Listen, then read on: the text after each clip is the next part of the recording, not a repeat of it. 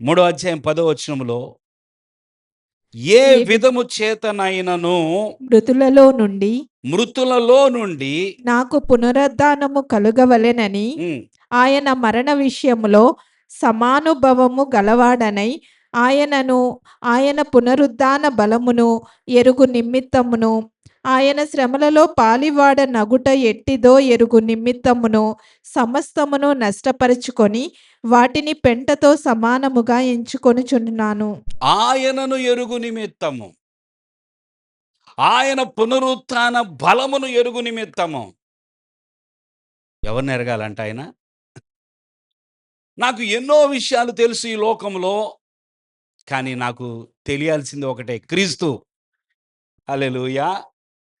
నాకు ఎంతో నాలెడ్జ్ ఉంది, అనేక విషయాల్లో, అనేక సబ్జెక్ట్స్‌లో నాకు ఎంతో జ్ఞానం ఉన్నది, నాకు అన్నీ తెలుసు. కానీ నేను తెలుసుకోవాల్సి అనుకుంటుంది ఒకే ఒక వ్యక్తి గురించి, క్రీస్తు గురించి. ఆయనను ఎరుగు నిమిత్తం. చెప్పండి అందరూ. ఆయన పునరుత్థాన బలమును ఎరుగు నిమిత్తము. అది ఈయన గోల్ చూసారా? నాకు కావాల్సింది ఆయన తెలియాలి. సమస్తమును నష్టముగా ఎంచుకుంటా. దీనికోసం నేను ఎంతైనా సరే భరిస్తా. దేవుని స్తోత్రం చెల్లించండి. దీని నిమిత్తం నేను ఎంతైనా భరిస్తా, ఎంతైనా కోల్పోతా. ఎందుకంటే నాకు కావాల్సింది ఆయన. నాకు కావాల్సింది ఆయన. ఆయన నాకు కావాలి గనుక ఆయన నిమిత్తం ఏదైనా సరే డోంట్ కేర్. దేవుని స్తోత్రం. జాగ్రత్తగా వినండి. ఆయన నిమిత్తం ఏదైనా సరే ఐ విల్ సాక్రిఫైస్. ఆయన కావాలి నాకు. ఆయన కావాలి. ఆయనను తెలుసుకోవాలి. ఆయనను ఎరిగిన వ్యక్తిగా ఉండాలి. ఆయన గురించి కాదు, ఆయననే ఎరిగిన వ్యక్తిగా ఉండాలి. దేవుని బిడ్డలారా, నా మట్టుకైతే దేవుని స్తోత్రం, బ్రతుకుట చెప్పండి క్రీస్తే. నా మట్టుకైతే బ్రతుకుట క్రీస్తే. క్రీస్తే. ఆఫ్ లైఫ్ ఆల్మోస్ట్ మతం కోసం, తను నమ్మిన యూదా మతం కోసం బ్రతికాడైన. నరనరాల్లో, ఆయన రక్తములో ఉన్న పౌరుషమంతా తన మతం,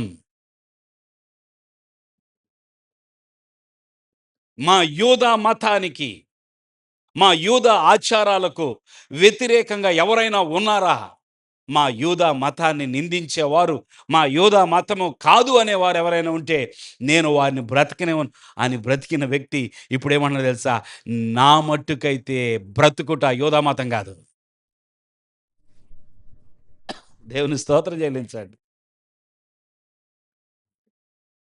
I don't live for religion. మతం కోసం కాదు నేను బ్రతికేది, ప్రభు కోసం. ప్రభు కోసమే బ్రతుకుతా, క్రీస్తు కోసమే బ్రతుకుతా. ఆయన ఆకాశములో నాకు దర్శనమిచ్చాడు, ఆయన స్వరాన్ని నేను విన్నాను, ఆయన వెలుగుని నేను చూశాను. నేనంటూ బ్రతికితే ఆయన కోసమే బ్రతుకుతా. నా మట్టుకైతే బ్రతుకుట క్రీస్తే. తండ్రి అయిన అబ్రహాము తన కుమారుడు యవ్వన కాలంలో ఉన్నాడు, ఆల్మోస్ట్ 13-14 ఇయర్స్. తన భుజముల మీద కట్టెలు పెట్టాడు, మొయ్యి అన్నాడు. మోరియా పర్వతం దగ్గరికి, ఆ పర్వతం మీదకి ఎక్కిన తర్వాత బలిపీఠం కట్టాడు తన తండ్రి. అప్పటికే ప్రశ్నించాడు ఈ యవనుడు, తండ్రి కట్టెలున్నాయి, నిప్పు ఉన్నది, బలి పశువు ఎక్కడా? ఒక యవనస్తునికి వచ్చిన ప్రశ్న,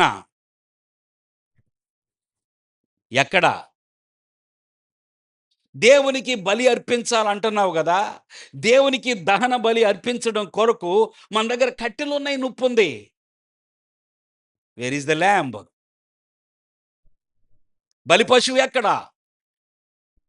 యెహోవా ఈరే అన్నాడు ఆ తండ్రి. దేవునికి స్తోత్రం. దేవుడే చూసుకుంటాడని చెప్పాడు. తీరా అక్కడికి వెళ్ళిన తర్వాత, బలిపీఠం కట్టేసిన తర్వాత, అంతా రెడీ అయిపోయిన తర్వాత తన కుమారుణ్ణి బంధించాడు. ఇస్సాకు ఏం మాట్లాడతలేదు. ఇస్సాకు మాట్లాడినట్లుగా ఏమీ లేదక్కడ. ఇస్సాకు ఏ ఒక్క మాట కూడా అంతకుముందు మాట్లాడిన మాటలు రికార్డ్ చేయబడ్డాయి. ఆయన్ని బంధించినప్పుడు ఆ బలిపీఠం మీద పండబెట్టి కత్తి ఎత్తినప్పుడు తండ్రి కత్తితో తనను చంపబోతున్నాడని తెలిసి కూడా యవనుడైన ఇస్సాకు ఏమీ మాట్లాడట్లేదు. ఏ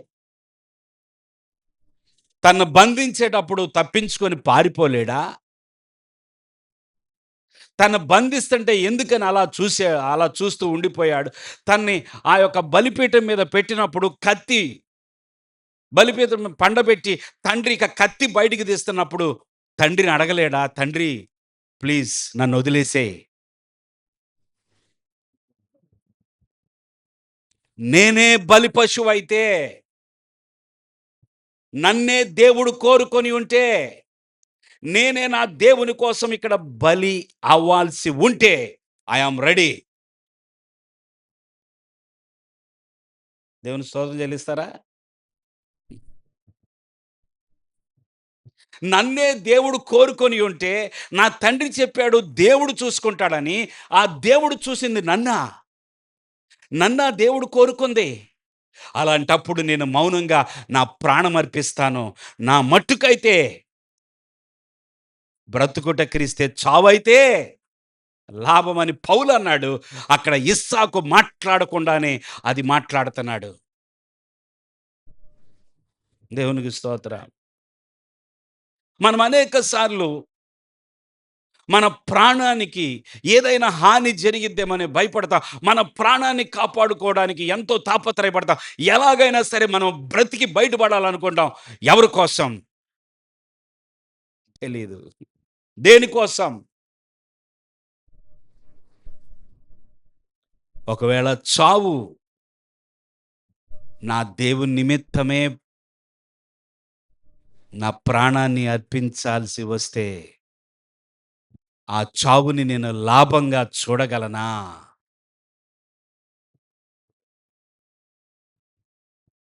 anybody is here?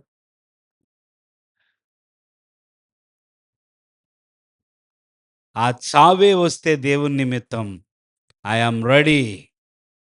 I will not speak one word against God's will. ఆ చావు అంటే భయపడతాం మనం.